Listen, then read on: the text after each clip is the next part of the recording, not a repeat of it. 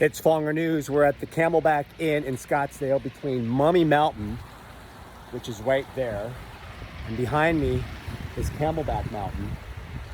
But this could be the start. This could be a start of something big. You can see I have all my shit here, ready for Riggs at Barstool. We're gonna do a podcast with him, Harvard grad, and then we're gonna talk about my personality and content, see if it's good enough for Barstool Sports.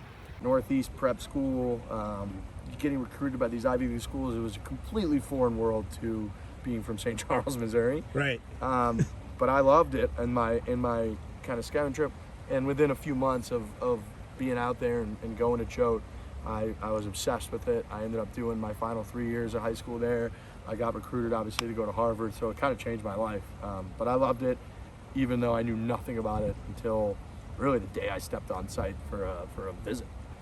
For me, I'm always going to present when I do have a family and kids, I want to present the prep school option as an option to my kids. Now, I would never be someone that's going to ask or demand that they take a certain route. They can do whatever they'd like, but I do believe that, explore the different options. And you might go to a campus, you might be able to sense that it's not for you. But for me, going out there, walking on campus at Choate for the first time, I very much remember being like, this is incredibly different than my current kind of experience going to just public schools in St. Charles, Missouri.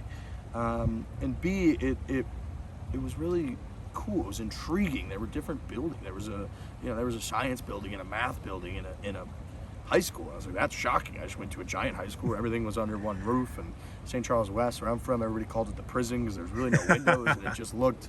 And so that was cool. And there was an athletics center, and they were so incredibly competitive in the sense, and not in, I thought at that age in an unhealthy sense. I'm an incredibly competitive person.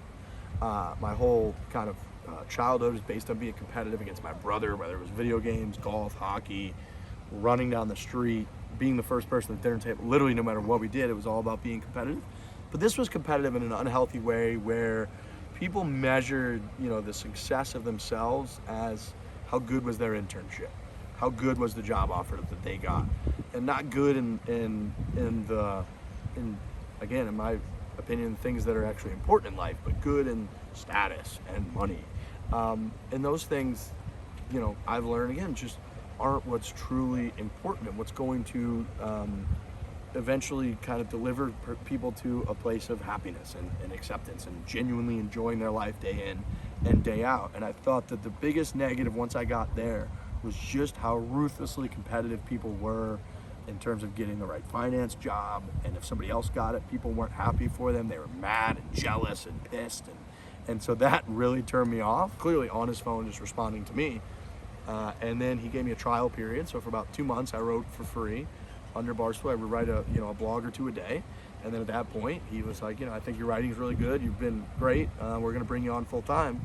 Here you go. And at that point, Barstool was very much like, here's your salary. You pretty much have free reign. Go be creative and either become a star or don't, but it's up to you. And that was, early 2016. And Trent was just at their first live shows that they ever did, the Chicks in the Office show, in Boston, Thursday and Friday night. And Trent was their surprise guest. And he came out on stage and got like a Beatles type reception where girls were like squealing because they saw Trent. They're like, oh my God, it's Trent. That would have been my daughter, Sophia, if you're listening.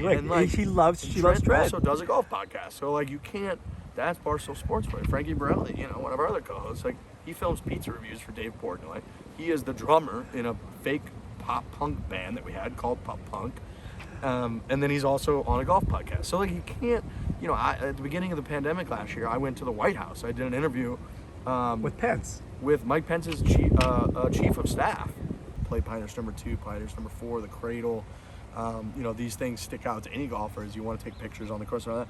But the staff that actually run that place, a lot of them are my age, or a lot more my type of person in terms of, they're more blue collar. They come from different parts of the country.